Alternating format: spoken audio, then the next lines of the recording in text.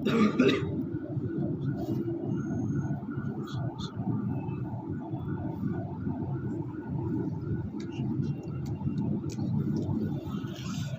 للہ رب العالمین والعاقبۃ للمتقین والصلاة والسلام رسولہ الانبیاء والمرسلین۔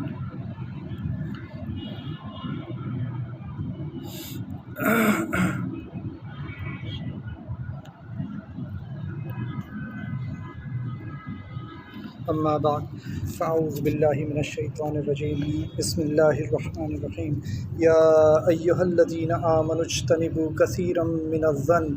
ان بعض الظن اثم ولا تجسسوا صدق اللہ العظیم وصدق رسولہ النبی الکریم ونحن علی ذلک من الشاکرین والشاہدین۔ یہ جو آیت میں نے تلاوت کی یہ سورہ حجرات کی آیت نمبر 12 ہے۔ اس میں اللہ سبحانہ و تعالیٰ نے ایک ایسے گناہ کا ذکر فرمایا ہے جس کا تعلق ہمارے اعضاء سے اس طرح نہیں ہے جس طرح دوسرے گناہوں کا ہوتا ہے۔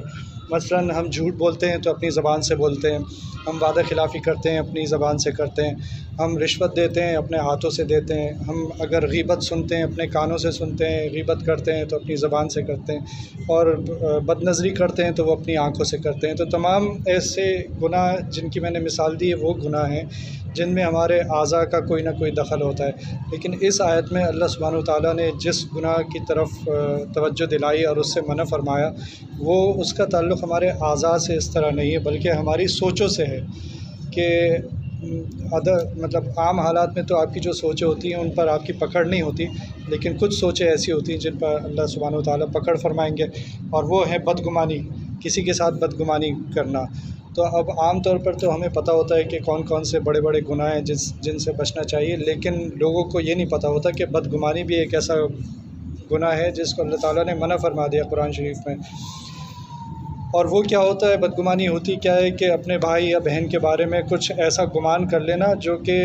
اس کے خلاف جا رہا ہو اور آپ اس کو برا سمجھنے لگیں۔ اور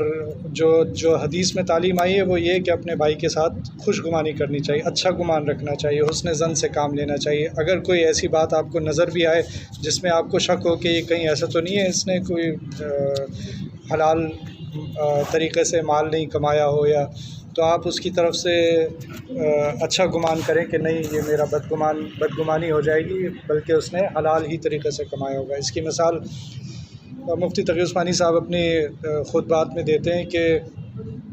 اگر آپ گوشت خریدنے جائیں اور اگر آپ بدگمانی شروع کر دیں کہ یہ اس کے پاس شاید حلال نہیں ہو، یہ گوشت شاید حرام ہو، تو وہ آپ مشکل میں آ جائیں گے۔ اس لیے ایسی صورت میں آپ کو اس کے ساتھ یہ گمان رکھنا چاہیے کہ اگر آپ مسلمان ملک میں ہیں تو پھر آپ کو یہ گمان رکھنا چاہیے کہ جہاں سے بھی آپ گوشت خرید رہے ہیں تو وہ اگر تو کوئی فرض کیا کوئی ایسا علاقہ ہے جہاں عیسائی رہتے ہیں تو علیحدہ بات ہے، لیکن ورنہ آپ یہ گمان رکھیں کہ یہ گوشت حلال ہے۔ اچھا، گوشت کے بارے میں شاید عام لوگوں کو نہیں پتہ ہوتا کہ گوشت ایک ایسی چیز ہے جو حرام ہی ہے، چاہے وہ گائے کا ہو چاہے وہ مرغی کا ہو، گوشت اصل میں حرام ہے، لیکن جب اس کے اوپر اللہ تعالیٰ کا نام لے لیا جاتا ہے تب وہ حلال ہو جاتا ہے۔ اس لیے اللہ تعالیٰ کا نام نہیں لیں تو گوشت حرام ہی رہتا ہے۔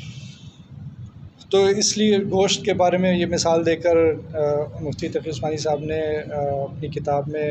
ہمیں اس کی طرف ترغیب دی ہے کہ بدگمانی سے بچنا چاہیے، ورنہ بدگمانی کی وجہ سے کبھی کبھار ہمیں مشکلات کا بھی سامنا پڑتا ہے، اور اکثر ہم لڑائی جھگڑوں میں ملوث ہو جاتے ہیں، کیونکہ ابھی تو آپ نے صرف سوچا ہے لیکن بعد میں آپ کچھ اس کے اوپر عمل بھی کریں گے۔ جب آپ غلط باتیں سوچتے رہیں گے تو پھر کسی وقت اس کی غیبت بھی ہو سکتی ہے، کسی وقت اس کو کسی اور طرح نقصان پہنچا سکتے ہیں، اس کے خلاف حسد کر سکتے ہیں۔ اب ایک واقعہ انہوں نے ذکر کیا کہ حضرت عیسیٰ علیہ السلام نے ایک آدمی کو دیکھا وہ کہیں سے مال چرا رہا ہے، تو انہوں نے اس سے کہا کہ تم نے یہ مال چوری کیا ہے؟ تو اس نے کہا نہیں، اس نے قسم کھا لی کہ میں نے یہ مال چوری نہیں کیا۔ تو پھر حضرت عیسیٰ علیہ السلام نے اس کو کہا کہ اچھا تو پھر میری آنکھیں جھوٹی ہیں، یعنی انہوں نے اس کی قسم کھانے کے بعد اس بات کو مانا کہ تم سچے ہو، میری آنکھیں جھوٹی ہیں، میری آنکھوں نے غلط دیکھ لیا ہوگا۔ تو اس حد تک جو ہے وہ ہمیں تعلیم دی گئی ہے کہ بدگمانی سے بچنا چاہیے۔ اب بدگمانی کی مثالیں ہماری عام زندگی میں کیا ہو سکتی ہیں؟ اور یہ ہو سکتی ہے ہم کسی کو دیکھیں اس نے بہت دولت بنائی ہوئی ہے تو ہم سوچیں کہ اس نے حرام طریقے سے دولت بنائی ہے، اسی طرح ملازم، ہمارے گھر میں کوئی چوری ہو گئی، کوئی چیز غائب ہو گئی، یا آپ ہی کہیں رکھ کر بھول گئے، تو گھر کے ملازم پہ شک کرنا کہ اس نے چوری کر لی ہوگی، جب تک آپ کے پاس ثبوت نہیں ہو ایسا گمان کرنا بھی جائز نہیں ہے۔ اسی طرح ہمارے نیچے بھی بلڈنگ میں ملازم ہیں، اگر کبھی کوئی فرض کیا گاڑی کو کوئی نقصان پہنچ گیا تو ہم کسی کے اوپر اس طرح گمان کرنا شروع کر دیں، تو یہ علماء نے منع فرمایا کہ بغیر ثبوت کے کسی کے خلاف ایسا گمان نہیں کرنا چاہیے۔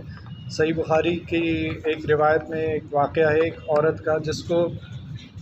جو اپنے خلاف اس کے اوپر بدگمانی کی گئی تو اس کو فائدہ ہو گیا اس کا۔ وہ واقعہ یہ تھا کہ ایک عورت تھی جس قبیلے میں رہتی تھی، وہاں پر ایک بچی کے پاس ایک ہار تھا اس کے گلے میں، وہ ہار اس سے کہیں گر گیا، گم ہو گیا، تو کیونکہ وہ اس عورت کی جھوپڑی کے پاس سے گم ہوا تھا تو لوگوں نے اس بدگمانی کی اور اس عورت پہ الزام لگایا اور اس کی تلاشی لی، اس کو مارا، اس کو یہاں تک کہ اس کو برہنہ کر دیا۔ اور پھر وہ ہوا اصل میں یہ تھا کہ وہ بچی کا ہار گر گیا تھا اور کوئی چیل اٹھا کے لے گئی تھی، تو بعد میں وہ چیل جب اس کے اوپر الزام لگا تو وہ وہیں ڈال کے چلی گئی وہ چیل، تو پھر لوگوں کو پتہ چلا کہ یہ تو معصوم تھی اور ہم نے اس کو مارا اور اس کے اوپر ظلم کیا۔ لیکن تب تک اس عورت کو اتنی تکلیف پہنچ چکی تھی کہ اس نے کہا میں اب یہ قبیلہ چھوڑ کے جا رہی ہوں، اور اس نے کہیں نبی کریم صلی اللہ علیہ وسلم کا نام سنا تھا تو وہ ان کے پاس آئی اور اس نے کہا میں آپ کے ہاتھ پہ اسلام لانا چاہتی ہوں، اور وہ مسلمان ہو گئی۔ اب جب وہ مسلمان ہو گئی تو وہ ایک شعر پڑھا کرتی تھی اور اس شعر میں یہی ذکر کیا کرتی تھی۔ حضرت عائشہ رضی اللہ عنہا نے اس عورت سے پوچھا کہ تم یہ شعر کیوں پڑھتی ہو؟ وہ شعر کا مفہوم یہ تھا کہ مجھے بدگمانی نے مجھے اسلام سے ملا دیا، تو لوگوں نے جو اس کے خلاف بدگمانی کی تھی اس کی وجہ سے وہ اسلام کی طرف آ گئی۔ تو یہ ایک واقعہ حضرت نے ذکر فرمایا اپنے خطبات میں۔ تو میں مثال دے رہا تھا کہ بدگمانی کی مثالیں کیا ہو سکتی ہیں۔ ملازم کے اوپر ہم الزام لگا سکتے ہیں اگر بدگمانی کرتے ہیں اور وہ جھوٹا الزام ہوگا۔ اسی طرح گھروں میں بہت سارے جھگڑے جو ہوتے ہیں، واقعات ہوتے ہیں، وہ بدگمانی کی وجہ سے ہوتے ہیں۔ عام طور پر خواتین آپس میں بہت زیادہ بدگمانی کرتی ہیں، ساس بہو کے اوپر، بہو ساس کے اوپر الزام لگانا۔ اسی طرح ان لاز کے جو بھی لوگ ہوتے ہیں ان میں ایک دوسرے کے اوپر بدگمانی کی جاتی کہ اس نے میرے بیٹے کو یہ بھڑکا رہی ہے، میرے بیٹے کو یہ میرے خلاف کر رہی ہے، یا وہ جو ہے بیوی جو ہے وہ شوہر کے بارے میں سوچ رہی ہے کہ اس کی ماں اس طرح بہکا رہی ہے۔ یہ ساری بدگمانیاں ہوتی ہیں اور جھگڑوں کی جڑ ہوتی ہے، لڑائی جھگڑوں کی جڑ ہوتی ہے۔ یہ ہمیں معلوم اگر ہو کہ یہ گناہ ہے، کسی کے بارے میں بغیر ثبوت کے اس طرح سوچنا بھی گناہ ہے، تو اور ہم اپنے آپ کو اس سے روکنا شروع کر دیں تو ہمارے گھروں میں بہت سارے مسائل جو ہیں وہ ٹھیک ہو سکتے ہیں۔ تو ہمارے معاشرے کی حالت یہی ہے آج، جس سے بات کر لو، جس موضوع پہ بات کر لو، وہ کسی نہ کسی پہ الزام لگا رہا ہوتا ہے، چاہے وہ برا ہی آدمی ہو، آپ اس پہ اوپر غلط الزام تو نہیں لگا سکتے، تو چاہے وہ سیاستدان ہو یا کوئی بھی ہو، آپ اپنے کوئی کہتا ہے یہ فلاں کا ایجنٹ ہے، کوئی فلاں کا ایجنٹ ہے، اس نے یہ کیا ہوگا، اس نے وہ کیا ہوگا، تو ہماری زندگی جو ہے وہ اس طرح کی غیبت اور بدگمانیوں سے بھری پڑی۔ جو میں نے پچھلے ہفتے جو بات کی تھی وہ غیبت کے اوپر کی تھی، تو یہ جو آیت ہے اس میں میں نے آیت کا صرف وہ حصہ ابھی پڑھا تھا جس میں بدگمانی کا ذکر ہے، ورنہ اسی آیت میں آگے جا کر غیبت کی بھی بات ہو رہی ہے۔ تو سورہ حجرات جو ہے یہ ہمارے گھریلو اور معاشرتی جو بھی برائیاں ہیں ان کے حوالے سے بہت ہی ضروری ہے۔ ہر مسلمان کو یہ سورہ بہت ہی غور سے پڑھنی چاہیے اور اپنا جائزہ لینا چاہیے کہ کہیں میں ان میں سے کوئی کام تو نہیں کر رہا۔ تو غیبت ہو گئی، بدگمانی ہو گئی، تجسس ہو گیا، یہ وہ ساری، اور یہ کہ کوئی فاسق تمہارے پاس خبر لے کے آ جائے تو اس کی تحقیق کر لو، اس طرح۔ اور آج کل ہمارے پاس خبریں ہی آتی رہتی ہیں، ہر وقت ہم خبریں ہی سنتے رہتے ہیں۔ تو سورہ حجرات ہمیں پوری پڑھنی چاہیے اور اس میں ہمارے لیے بہت زیادہ رہنمائی ہے کہ ہمیں اپنی روزانہ کی زندگی کس طرح گزارنی چاہیے۔ تو ہمارا معاشرے کا جو حال ہے وہ ہم سب کو پتہ ہے کیا حالات ہو گئے ہیں، ایک دوسرے کے اوپر الزامات لگا کے، اور یہ واٹس ایپ اور فیس بک پہ ایک دوسرے کو بغیر تحقیق کے فارورڈ کر دی جاتی ہیں چیزیں کہ یہ فلاں ایسا ہے، فلاں ایسا ہے۔ تو یہ بہت ہی اللہ ہمیں پکڑیں گے، اللہ تعالیٰ ہماری حفاظت فرمائے۔ ہمیں بہت ہی زیادہ خیال کرنا چاہیے۔ یہاں تک ہوتا ہے کہ لوگ لکھ دیتے ہیں یہ حدیث ہے بخاری شریف کی، اور جب چیک کرو تو وہ حدیث بخاری شریف کی ہوتی ہی نہیں۔ تو اب کون ہے جو یاد کرے گا کہ ہزاروں احادیث جو بخاری شریف میں لکھی ہیں، کون یاد کرے گا؟ تو اس لیے بہتر طریقہ یہ ہے کہ اگر کوئی دین کی بات بھی آئے تو اگر تو آپ نے تحقیق کی بھی ہے کہ یہ صحیح بات ہے تب تو آپ اس کو فارورڈ کریں، ورنہ اپنا اصول بنا لیں کہ مجھے کوئی چیز آگے بھیجنی نہیں ہے، چاہے وہ بظاہر نیکی کا کام لگ رہا ہو۔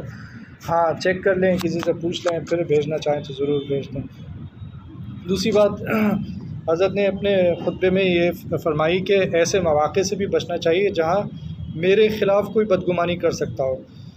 تو اور اس کا واقعہ انہوں نے سنایا کہ نبی کریم صلی اللہ علیہ وسلم ایک دفعہ اعتکاف میں تھے اور رات کا وقت تھا، اور حضرت صفیہ رضی اللہ عنہ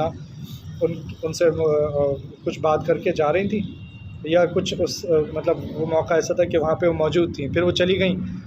تو کچھ صحابہ کرام وہاں پر موجود تھے رضی اللہ عنہم۔ تو نبی کریم صلی اللہ علیہ وسلم نے دیکھا کہ موجود ہے، انہیں بلا لیا اور انہیں بتایا کہ یہ تمہاری ماں تھی حضرت صفیہ رضی اللہ عنہ۔ تو انہوں نے پوچھا کہ یہ آپ نے ہمیں کیوں بتایا، ہم آپ کے بارے میں کیا کوئی ایسا گمان کریں گے، ہم تو سوچ بھی نہیں سکتے آپ کے بارے میں ایسا۔ تو نبی کریم صلی اللہ علیہ وسلم نے فرمایا کہ نہیں، شیطان تمہاری رگوں میں خون کی طرح دوڑتا ہے، ہم سب کی رگوں میں، یہ مطلب یہ تھا کہ سب کی رگوں میں خون کی طرح دوڑتا ہے، تو کسی بھی وقت کوئی بھی ایسا گمان کر سکتا ہے تو اپنے آپ کو اپنی صفائی انہوں نے پیش کر دی کہ یہ تمہاری ماں تھی، میری زوجہ محترمہ تھی۔ تو اس سے ہمیں یہ سبق ملتا ہے کہ ہمیں بھی اپنی زندگی میں دیکھنا چاہیے کہ کوئی ہمارے بارے میں کوئی ایسی بدگمانی کرنے کی نوبت ہی نہ آئے، میں اس نوبت سے بھی بچوں۔ اور وہ کیا ہو سکتا ہے، مثال کے طور پر آفس میں یہ ہو سکتا ہے کہ جیسے ایک چیز ہے خلوت، جس کو نبی کریم صلی اللہ علیہ وسلم نے حرام قرار دیا، بہت ہی سختی سے منع فرمایا ہے۔ خلوت یہ ہوتی ہے کہ ایک مرد کسی نامحرم عورت کے ساتھ اکیلا ہو ایسی جگہ پہ جہاں کوئی اور نہ ہو، یہ خلوت ہوتی ہے، اور اس سے سختی سے منع فرما دیا۔ تب آفیسز میں ایسے مقامات، ایسے مواقع آتے ہیں جہاں پہ کبھی کبھار یہ اپرچونیٹی ہوتی ہے کہ مرد اور عورت اکیلے ایک ساتھ ہوں، اس لیے وہاں پہ بھی بہت زیادہ خیال کرنا چاہیے کہ اگر میں کمرے میں بیٹھا ہوں تو کمرے کا دروازہ کھلا ہوا ہو، ورنہ ایک حرام گناہ کے مرتکب ہو جائیں گے۔ تو اپنے آپ کو کسی الزام سے بھی بچانا چاہیے، اور یہ سوچنا چاہیے کہ اگر میں کسی کے خلاف بدگمانی کر رہا ہوں، کسی کے اوپر الزام لگا رہا ہوں، اگر کوئی میرے اوپر ایسا الزام لگائے تو مجھے کیسا محسوس ہوگا، کیا مجھے خوشی ہوگی یا مجھے تکلیف ہوگی؟ ظاہر ہے تکلیف ہوگی۔ تو سوچنا چاہیے اگر میں کسی کے بارے میں ایسا کر رہا ہوں تو کوئی میرے بارے میں کرے گا تو پھر کتنا برا لگے گا، اسی طرح میں کر رہا ہوں تو اس کو کتنا برا لگے گا۔ تو پھر اپنے آپ کو روکنے کے قابل ہوگا انسان اور بدگمانی سے بچے گا۔ تو بس یہ مختصر سی بات تھی کہ اللہ تعالیٰ ہمیں ایک تو تمام گناہوں کو سمجھنے کی توفیق عطا فرمائے، اور عام طور پر یہ خیال لوگوں کا ہوتا ہے کہ جب تک گناہ کر نہیں لیا جائے تو اس وقت تک وہ گناہ ہوتا نہیں ہے، حالانکہ بدگمانی جو ہے وہ اس میں تو آپ گناہ کرتے نہیں ہیں، صرف سوچتے ہیں کسی کے بارے میں۔ اچھا سوچو کہ اور بھی گناہ ہیں جن کو منع فرمایا گیا، لیکن یہ ان میں سے ایک ہے، بدگمانی جو ہے وہ ان میں سے ایک گناہ ہے جس سے ہمیں بچنے کی کوشش کرنی چاہیے۔ ربنا تقبل منا انك انت السميع العليم وتب علينا انك انت التواب الرحيم، وصلى الله تعالى على خير خلقه محمد وعلى آله وأصحابه أجمعين، آمين برحمتك يا أرحم الراحمين۔